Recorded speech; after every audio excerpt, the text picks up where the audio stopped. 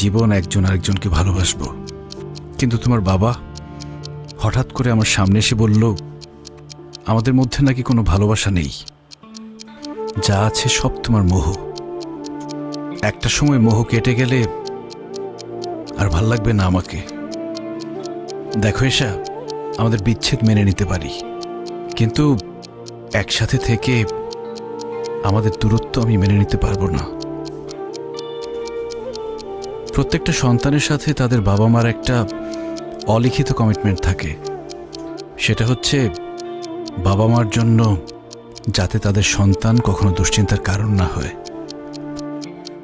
আর আমার ভাগ্যটা দেখো, আমি চাইলেও সেটা করতে পারবো না, কারণ আমি যখন অনেক ছোট আমার বাবা মা রোড অ্যাক্সিডেন্টে মারা যায়। কখনো খেয়াল করে দেখেছো যে কেউ যে কোনো বিপদে পড়লে আমি কেন ছুটে